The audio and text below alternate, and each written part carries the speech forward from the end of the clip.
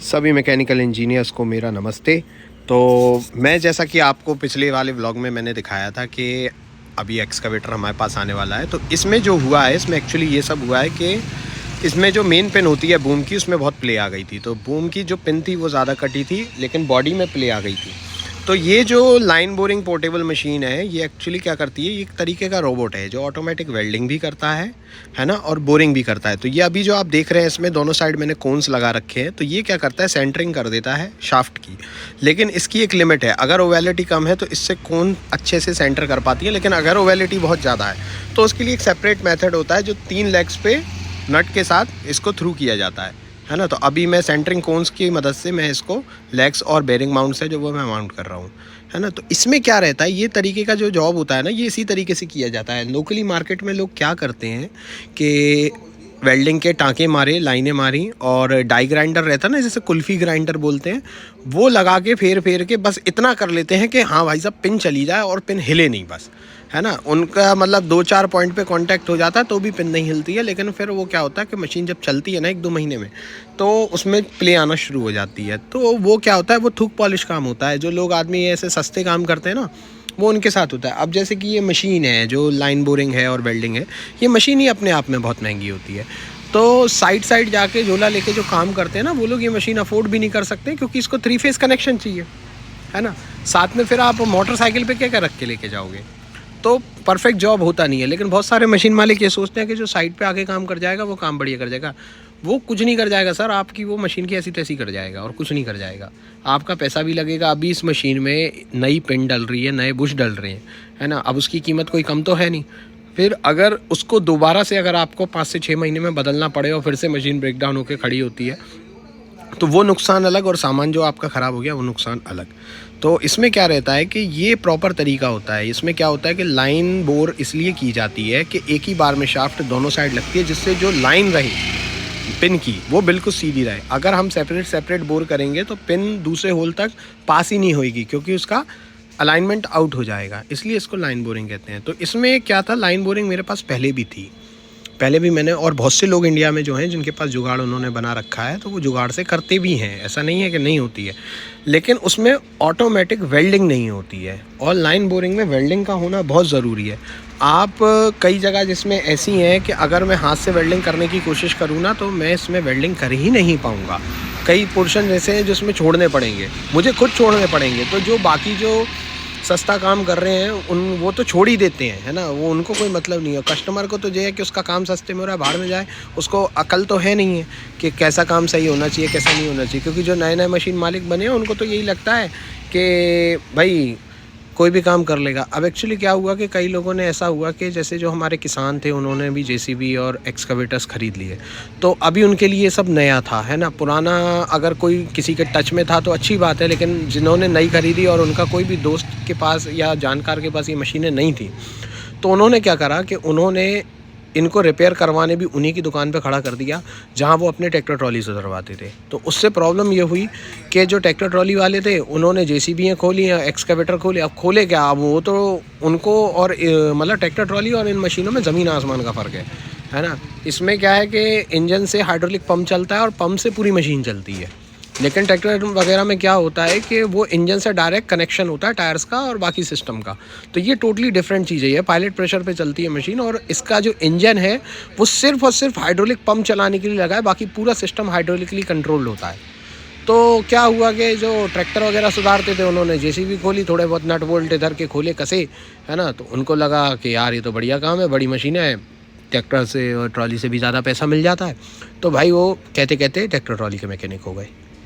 तो हुआ क्या कि जो जॉब परफेक्ट तरीके से करने का, फॉर एग्ज़ाम्पल 10-1 हज़ार रुपये का जॉब था, वो उन्होंने 2-3 हज़ार में कर दिया। क्योंकि उसकी घंटे काम वो एक ट्रैक्टर में करते थे तो उनको 500-600 रुपये मिलते थे। तो उन्होंने सोचा अरे यार उतने काम में मेरे को अगर 2,000 मिल रहे उतने टाइम में तो बढ़िया काम है। जबकि वो एक्चुअली परफेक्ट तरीके से, जैसे ये लाइन बोरिंग वगैरह ये इस तरीके की जॉब है, ये करने में पैसा भी लगता है ज़्यादा और समय भी लगता है, और बहुत ज़्यादा आपको इसके लिए तजुर्बा चाहिए, एक्सपीरियंस चाहिए। ऐसा नहीं है मुंह उठा के कोई भी कर लेगा।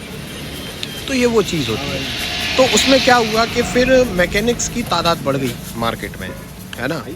कि जैसे हमारे साथ भी ऐसा बहुत बार हुआ है पहले कि जैसे हमने किसी चीज़ का कोई चार्ज बताया तो कस्टमर हमसे बोला कि नहीं यार वो तो इतने में कर रहा है। तो मेरा सिंपल कहना होता है साहब कि या तो मैं काम करूँगा तो अच्छा करूँगा और या तो मैं नहीं करूँगा, दो में से एक मेरे साथ होता है। अगर मेरे से कोई बोले कि सस्ता काम कर दो, मैं हाथ जोड़ लेता हूँ सर कि मैं नहीं कर पाऊँगा। क्या होता है, कई कस्टमर्स ऐसे भी होते हैं कि वो बाज़ार में अगर उनका काम डैमेज हुआ ना, जैसे अगर मैंने सस्ता काम कर दिया तो बाज़ार में डैमेज हुआ, मतलब मशीन में डैमेज हुआ, तो बाज़ार में ये नहीं बोलेंगे कि मैंने बोला था कि सस्ता करो, है ना, सस्ते में कर दो। वो ये बोलेंगे कि भाई हनी के यहाँ कराया था, है ना। तो वो रेपुटेशन मेरे को नहीं करनी, क्योंकि क्या होता है कस्टमर कभी भी अपनी गलती नहीं बताता। वो सिर्फ यही बताता है कि भाई हमने तो उनके यहाँ काम कराया था, है ना, तो वो ऐसा हो गया और वैसा हो गया, है ना। तो आदमी के दिमाग में ये आता है कि यार हो सकता है बंदा सही काम ना करता हो। तो सर मैं तो या तो काम अच्छा करता हूँ या तो नहीं करता हूँ, दो में से एक ऑप्शन मेरे पास रहता है। हाँ, पैसों में थोड़ा बहुत कम ज़्यादा देखो हर कोई करता है, बार्गेनिंग हर जगह चलती है, इंडिया है, इंडिया में बार्गेनिंग चलती है, पर मैं एक हद तक ही करता हूँ, है ना। अगर कस्टमर बिल्कुल ही मतलब अगर कहो कि बिल्कुल नंगाई पे ही उतारा है तो फिर मैं मना कर देता हूँ, मैं हाथ जोड़ लेता हूँ सर कि आप कहीं और देख लो सर, मैं तो नहीं कर पाऊँगा। क्योंकि भाई अगर मेरे को मेरे टाइम का पैसा नहीं मिलता तो फिर मैं क्यों करूँ, है ना। अब जैसे कई जॉब्स ऐसे होते हैं कि बहुत एक्सपीरियंस मांगते हैं, जैसे हाइड्रोलिक पाइप्स होते हैं ना, जो लाइन होती हैं हाइड्रोलिक्स की, वो बहुत एक्सपीरियंस मांगती हैं। कि कई बार आपने देखा होगा, जैसे अभी मेरे पिछले ब्लॉग में उसमें दुनिया जहान की हाइड्रोलिक लाइन पे वेल्डिंग करा ली। ऐसा नहीं है कि वेल्डिंग और कोई नहीं कर सकता, सब कर रहे हैं, लेकिन उनकी करी हुई वेल्डिंग लीक कर गई, मेरी करी हुई चल रही है, ऐसा क्या हुआ। तो वो रहता है ना कि भाई, और मेरा एक वेल्डिंग रॉड भी नहीं जला होगा लेकिन मैंने उसके, आप ये मान के चलो 500 से 1000 रुपये चार्ज कर देता हूँ। और ऐसा नहीं है कि मैं करने के बाद पैसे बोलता हूँ, नहीं, मैं करने से पहले पैसे बताता हूँ। किसी भी कस्टमर को आप सब लोग अपने प्रैक्टिस में लेके आइए कि मशीन पहले अच्छे से इंस्पेक्ट करिए, उसमें पूरा काम देखिए, है ना, और काम देखने के बाद ही पैसा बताइए, है ना। और मशीन को खोलने से पहले पैसा बताइए। मैं यही प्रोसेस चलता हूँ कि मैं कस्टमर की मशीन आ गई, मैंने पूरी देख ली, पूरी चेक कर ली, उसके बाद मैंने उनको पैसा बता दिया और उनके बाद मैंने उनको समय बता दिया कि सर इतने समय पे मिलेगी और इतना इसमें पैसा खर्च होगा। अब उसमें क्या है कि आपको अगर करानी हो तो अच्छी बात है, और नहीं करानी हो तो मैंने आपकी मशीन को हाथ भी नहीं लगाया, है ना, आप कहीं भी ले जा सकते हैं। तो ये रहता है तरीका काम करने का। कई लोग क्या करते हैं, मशीन खोल लेंगे, फैला लेंगे, अब उसके बाद फिर वो पैसे बताना शुरू करेंगे, इसके इतने लगेंगे। अब कस्टमर क्या हुआ, कस्टमर फंस गया। तो मैं सर ऐसा नहीं करता हूँ। अच्छा, और एक चीज़ और है, मेरी वर्कशॉप पे ना कस्टमर को बैठने के लिए कुर्सी नहीं है। आप अपनी मशीन छोड़ो, मैंने आपको समय बता दिया, पैसा बता दिया, 1 रुपया आपसे एडवांस नहीं लिया है मैंने, आपकी मशीन का काम मैंने देख लिया, मैंने आपको पैसा बता दिया, समय बता दिया, अब आप जाओ।